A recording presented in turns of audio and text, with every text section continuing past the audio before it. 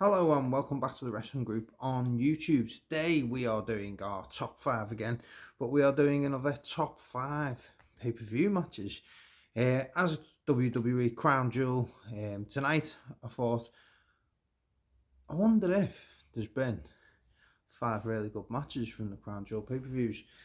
Obviously when people think of like the Saudi Arabia shows, they think of, unfortunately the likes of DX versus Undertaker and Kane, like the Super Showdown, which was like Undertaker versus Goldberg. Maybe they should stop booking Undertaker for the Saudi Arabia shows. But that sort of thing. Natalia versus Lacey Evans, all these matches that weren't really that good. So I thought, I know there's been a couple, but I thought, you know what, I'm going to look into it and see. Anyway, there's only been 4 Crown Jewel pay-per-views before tonight. So it wasn't that hard to look through and watch what was good and what was bad.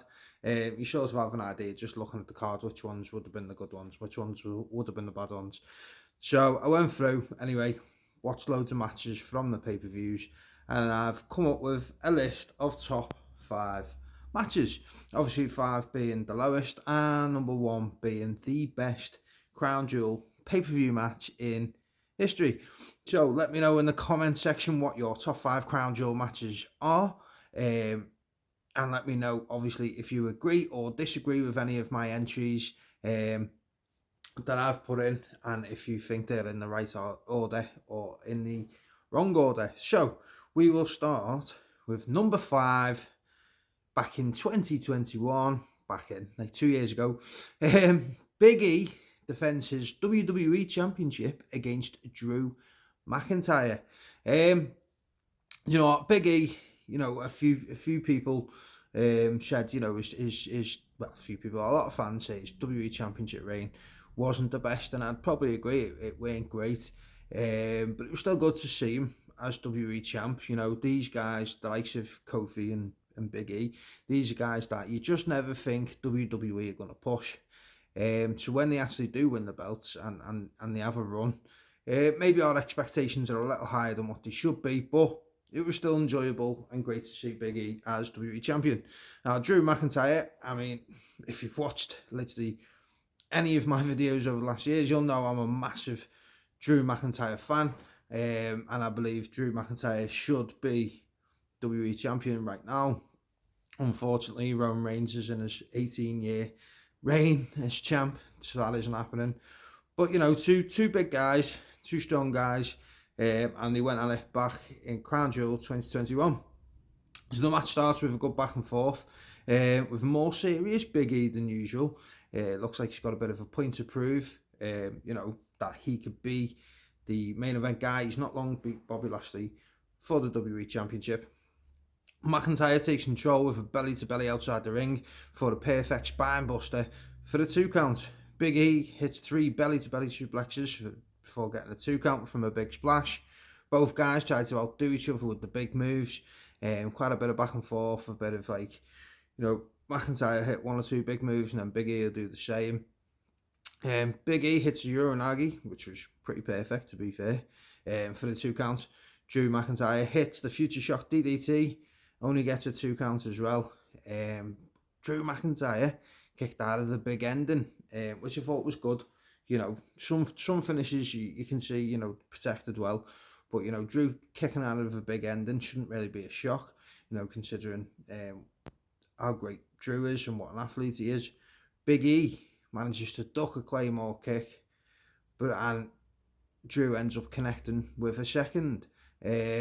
Again, only getting 2 counts, so both guys hit their finishes, which is really important. It's not like Big E hits a big ending and then hits another one and then gets the win. Both guys manage to connect with their finishes, which keeps both guys strong, which I really, really appreciated that. But a second big ending from Big E means that Big E picks up the victory, and keeps and retains his WWE Championship. Solid match, really enjoyed it. Wasn't one that I did remember, to be fair, but going back and watching it, just the thought of Big E versus Drew for the championship, I thought, oh, this looks tasty. I ended up watching it and it ended up being a really good match. Like I say, it ends up on my top 5 in number 5 place. So, number 4, we have AJ Styles defending his WWE Championship against Samoa Joe back in 2018. See, that back in worked because it was longer than 2 years ago. These guys, if you've watched anything of AJ Styles and Samoa Joe, they are perfect opponents for each other. They faced in Impact, they faced, obviously it was TNA then, and soon will it be again. They've had great matches in TNA. They had some matches in Ring of Honor, and then obviously in the WWE, which was probably Samoa Joe's, on the main roster, Samoa Joe's best feud. Shock. He's facing someone that he's faced millions of times before, and both guys looked really strong in this feud. And of course, this was back at the time when Samoa Joe was going around going, Wendy, Wendy, which was all a bit weird and creepy, but there you go. So the Miles, take a shot. Styles starts by going to work on Joe's knee. So he's starting to pick off a body part. Joe takes control though outside of the ring, and Joe hits a suicide dive through the ropes onto AJ Styles, who then bounces off the announce table because he's hurt his ribs. He's holding his ribs. Again, some more good back and forth in the ring. Neither guy getting the upper hand until Styles works again on Samoa Joe's knee. He locks him in the calf crusher, but Samoa Joe manages to get over to the ropes. Styles then goes for a roll-up attempt on Samoa Joe, who then flips him into the Kiki in a clutch. But then Styles manages to get out by, again, targeting that knee. So they've done it really well. A big guy like Samoa Joe, how are you going to defeat him? There's not really, any weaknesses really in Samoa Joe. But picking on and working on one body part seems to have done the trick for AJ Styles. Joe manages, obviously, to get to the ropes again, breaks the hold. Styles then knocks Samoa Joe down with a perfect Pele kick and hits the phenomenal forearm for the victory and retains the WWE Championship. Like I say, this was probably Samoa Joe's best run on the main roster, and to be fair, probably AJ Styles' best run too. Styles has been out of the main event now for a good while, which is a shame, but obviously given his age, and he is a former 2-time WWE champion, it is time to start winding down for him, I think. But then Samoa Joe, didn't really work out for him in WWE on the main roster, unfortunately. A couple of injuries didn't help, but is now doing brilliantly in AEW as the Ring of Honor Television Champion. But anytime you put these two in a ring together, I can't think of a single AJ Styles versus Samoa Joe match that I didn't enjoy. So it's no surprise that AJ versus Samoa makes number 4 on my top 5 Crown Jewel matches. Seems we're going through these quite quick, but as we get a little bit further down, there's a lot more to unpack. Given the fact that the breakdown on these matches obviously goes on the allotted time, the first 2 matches probably like 12 to 15 minutes. But number 3, and our only women's entry into this. Now, obviously, we know the background between women and women athletes in Saudi Arabia. There hasn't really been many women's matches, should we say, in Saudi Arabia for these pay-per-views. We started with none, then we went to 1, then I think we went to 1 again, and then I think it was only last year they had 2, and they've got 2 again this year.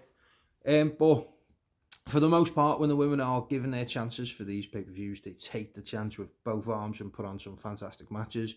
There's another match that just missed out on the cut of the top 5. If it was the top 6, it'd have been in there.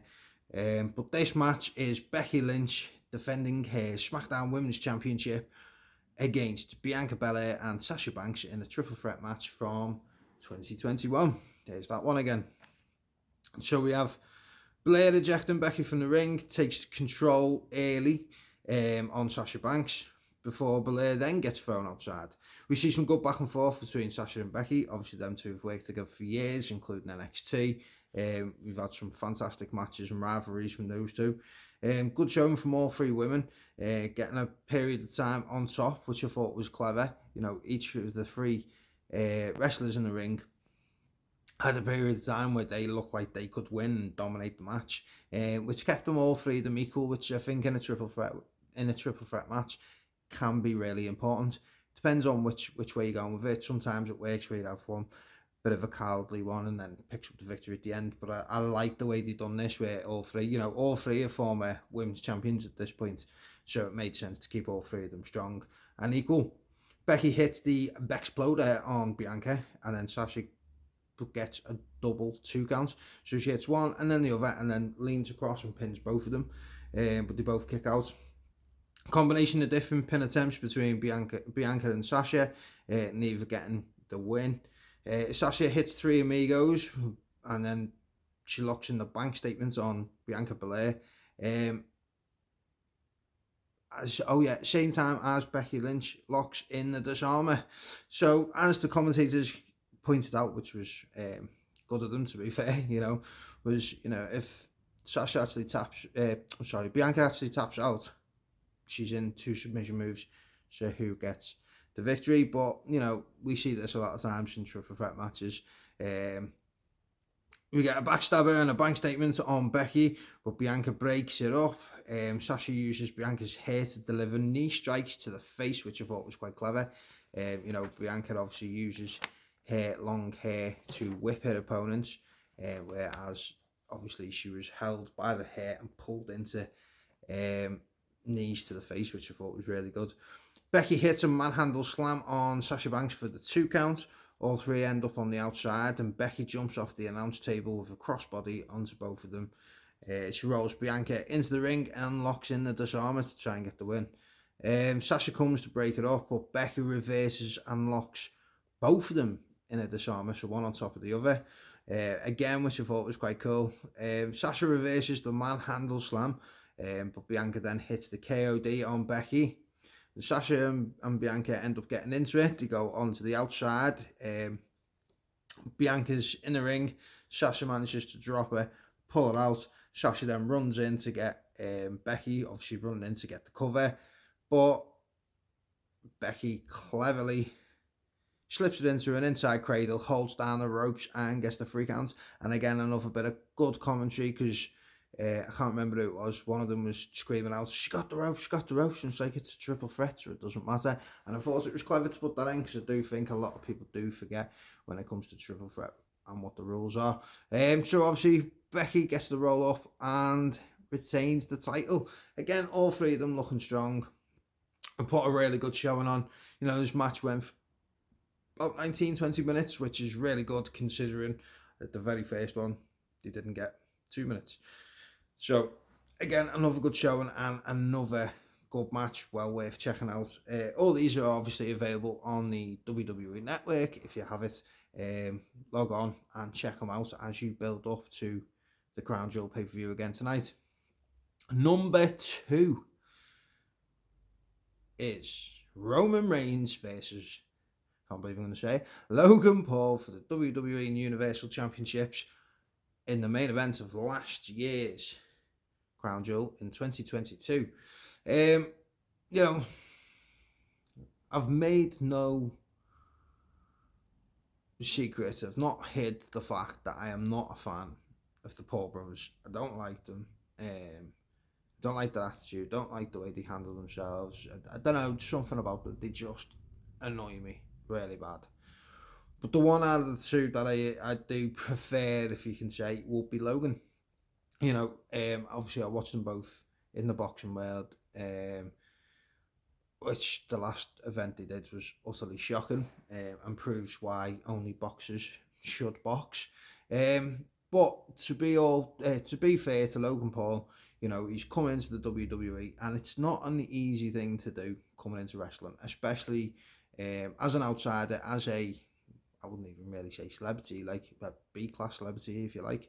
But coming into the wrestling world, but being consistent as well in the wrestling world, we've seen it from other celebrities, people in the public eye, over the years have come in and done the odd 1 or 2 matches and disappeared, and that's fine, because it's not easy. I mean, you can clearly tell it's not easy, and we've had some strange celebrities in the world of wrestling. You've had Snoop Dogg, you've had Johnny Knoxville, we've had Stephen Amell, you know, the Green Arrow, obviously Logan Paul. But he's stuck with it, and he's done the training, and he's done the work, and he's put the time and the effort in. So even though I don't like him, and I still don't like him now, I find myself after a lot of his matches respecting what he does inside the ropes, and you can tell the work he and the effort he has put in. So fair play to Logan Paul. Like I say, not a fan of his, but I can sit there and say I respect him. I think some of his matches haven't been great, but I think this one definitely should make the top 5 list. And I know a few people would put this as number 1, but it's featured as number 2 on mine, and there's quite a lot to unpack in this one, so this way the video will get a little bit longer. Excuse me. I'm preparing myself for Logan Paul versus Roman Reigns. Starts with some back and forth of both guys playing to the crowd. You know, Roman's basically going on the fact of you know, who the hell's this guy? I think it was his 3rd match in the company. Why is he getting a title shot? It's not even worth my time. So like he'd knock him down and then just smile and laugh at him basically. But then Logan takes down Roman Reigns and the crowd goes mental, because you know, even just a simple sidelock takeover, and he's like, you know, the crowd are like, wow, this is something that, you know, it could get good. Roman takes control of the match again, still laughing at Logan, underestimating his opponents. You know, Roman plays that role off really well, that character, that story of, you know, basically you are beneath me, you shouldn't even be in this ring. And he plays it really, really well. Obviously, given the underdog feel, you know, that bit of, you know, maybe, just maybe. Logan then knocks Roman Reigns outside the ring, and he jumps off a barricade onto Roman, knocking him down once again. He slides him into the ring and then hits a buckshot lariat on Reigns and gets a 2 count. Now, at this point, this is where the fans are starting to actually believe Logan Paul, the underdog, may, just maybe, get this one. All the while, then the fans, you know, who were cheering for Roman Reigns 2 seconds ago when he come out, let's say 2 seconds ago, his entrance is about 40 minutes long, but they were all cheering for the tribal chief when he come out, and now we're all starting to chant for Logan Paul. Which again shows both guys played to the crowd brilliantly and played this character and story role really, really well. Paul goes to the second buckshot lariat, but jumps straight into a strong right hand from Roman Reigns, who then decides to slow down the match with a headlock.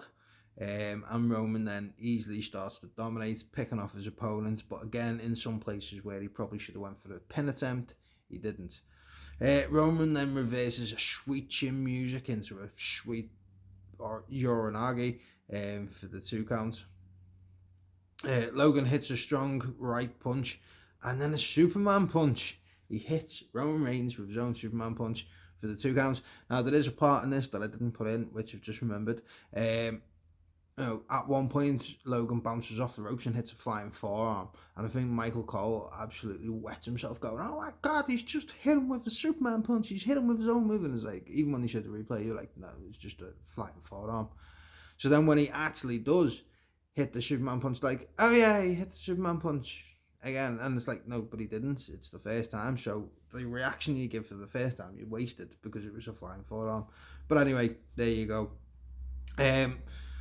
Then we have Logan Paul live streaming himself. So he goes to the crowd. There's 2 dudes. I'm not sure who they are. I'm not clued up on his life, so they're his friends to me. So they're there. He has a swig of Prime, obviously getting his drink onto television. Cringe.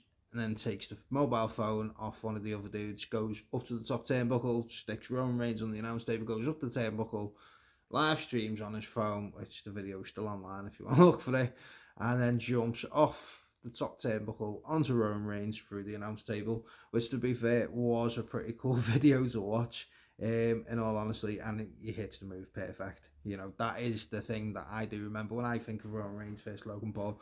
The thing I remember is that jump from the turnbuckle. So fair play to him, he got his moment.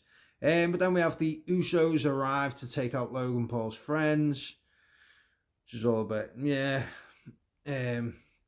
Jake Paul's music hits. Who knew Jake Paul had his own music? I didn't. At this point, Jake Paul comes down, he lays out both of the Uso brothers with right hand punches, which looked poor. I don't like Jake Paul at all, but I did expect, and as a lot of people did, that we were going to get at some point the Uso brothers versus the Paul brothers. So, I mean, that's where all signs were pointed, and for whatever reason, they swerved it and went a different way. But I think, you know what, the match probably wouldn't have been that good. I think Logan would have obviously carried Jake in that match, but I think um, I think that would have actually made good money and probably got a good storyline out of it as well. So I'm surprised they didn't go with that. So it'd be interesting to look into that at some point and find out why that never became a thing. Maybe it wasn't ever a thing, but it just seemed like it was teased at the time. So we get Logan hitting the frog splash on Roman for the 2 count, and then Sikoa's music hits. He comes down, faces off with Jake Paul. Again, this could have been a match as well if they wanted to bring Jake in to do anything. Security get hold of Sikoa before he obviously goes anywhere near Jake, and then Jake turns around, gets done in by the Usos. Then we have Logan Paul just diving over the top rope onto the Uso brothers, taking them out, doing his little handshake thing with his brother. And his brother's like, yeah, you got this. Gets in the ring, walks straight into a Superman punch, gets speared, and that's the end of the match. So the ending was a little bit crap, and especially because then they didn't really do anything with it. Like, say, if it had then set up the Usos versus the Paul brothers, or even Jake Paul versus Solo Sikoa, then fine, that would have been, needs for the ending, but Roman shouldn't have to cheat to beat Logan Paul, should he? Let's face it. And, well, you say cheat, I mean, technically he didn't cheat, but there was a lot of distraction, wasn't there? You know what I mean? So, really good match, really entertaining, a lot better than I ever expected it to be. I'll have to say, I did think it was a really, really good match. And then on a second viewing, it's the only second time I watched it, because the only thing I did remember was the table spot. Definitely deserves its space up as number 2 in the top 5 Crown Jewel matches, Crown Jewel PPV matches. So we're getting to number 1. So you might be at this point thinking, well, what gets higher than Logan Paul versus Roman Reigns? Well, you're about to find out. So number 5, we'll go back through them as we always do. Number 5 is Big E versus Drew McIntyre for the WWE Championship back in 2021. AJ Styles versus Samoa Joe for the WWE Championship in 2018 comes in at number 4. Number 3 is our only women's match on the top 5 list of Becky Lynch versus Bianca Belair versus Sasha Banks for the SmackDown Women's Championship in 2021 as well. In at number 2 is Roman Reigns versus YouTuber sensation Logan Paul for both the WWE and Universal Championships in last year's main event. So what comes in at number 1, what could possibly beat those 4 matches? And I'll just give a quick shout out to that other women's match, because I feel like I should do. It was the Bayley... Oh, God, I can't even remember who she's facing now. Man's gone blank. It was Bianca versus Bayley in the last man standing match, was it? Right, I shouldn't give a shout out to her because I can't even remember what it was. Anywho, it was the last man standing match and Bayley was in it. It was really good. I can't remember who else was in it now. I think it was Bianca Belair. Anyway, number 1 is Edge versus Seth Rollins in a Hell in a Cell match in 2021. It was the opening match as well. Really, really good match. The only thing I didn't like was the fact it was still using the red Hell in a Cell. I didn't like the red cell at all. Thought it took away from it. But there you go. So probably one of Edge's, if not Edge's, best matches since returning to the WWE, since returning from his retirement injury. The match starts fast-paced as both guys look to take on the early advantage. Edge then takes control using the cell to help before going for a pair of chairs straight away. Edge continuously goes for the crossface throughout the match. And then Rollins takes control by hammering Edge down with a steel chair. Even then goes for the concerto as well, which is reversed as Edge sweeps the legs and the chair ends up smashing Rollins in the face. Edge locks in a crossface again, but Rollins hits Edge in the face with a steel pole snapped from a chair. You know, that middle piece that became like a really big thing of Edge's when he was in WWE. He'd snap the middle piece out of the chair and use it to like choke people and hit people and stab people and all that, especially when he was using the crossface for a while. So he jabs him in the face with it, and then hits a frog splash and gets a 2 count. Rollins then sets up a table outside the ring, much to the enjoyment of the fans. Rollins hits an unprettier Christian's finisher on Edge and gets a 2 count. Rollins then climbs up the turnbuckle, and he's facing out because he's going to jump off onto Edge. But Edge manages to get off, shoves him off into the cell outside the ring, and he drops through the table. He goes crashing through the table, which I find a lot of the time does happen in WWE. The person that normally gets the table out during a match normally ends up going through it. Really good spot though. Back inside the ring, Edge gets another 2 count two count attempt. God, I can't get my words out. Edge brings the steel steps then into the ring and hits the Edge-O-Matic on Rollins on top of the steps. Edge then goes up the top rope with a chair, jumps off onto Rollins, onto the steps. So he jumps onto Rollins, who's still on the steps. And Edge goes for a pin attempt, gets 2. Rollins hits the pedigree. Obviously, he was using that for a while, Triple H's finisher, but gets a 2 count with that one as well. Edge then hits the buckle bomb on Seth Rollins, and as he comes out the corner, he connects with a spear, but again, only getting the 2 count. Edge then goes outside. He brings in a table, again, another pop, and then a ladder, which is an even bigger pop from the crowd. But Edge then hits Rollins in the face with the ladder. But Rollins manages to hit Edge with a sunset powerbomb off the top of the ladder through the table, but again, only getting another 2 count. Rollins then throws a tool bag into the ring, and gets a chain out of it, wraps this chain round his foot, and continues to kick Edge in the face.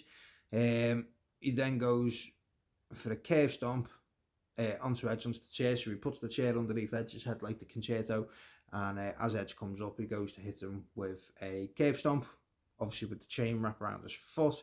But Edge manages, as he goes up, to flip the chair, and Rollins comes down like a low blow situation, which was very painful.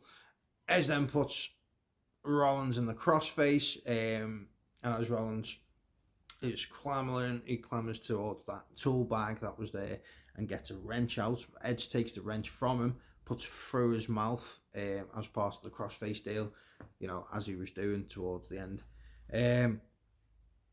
But then Edge then breaks the hold, which everyone's then sort of like, well, why are you doing that? You could, you look like he was about to tap out. But Edge has a better idea. He hits Rollins with his own finisher.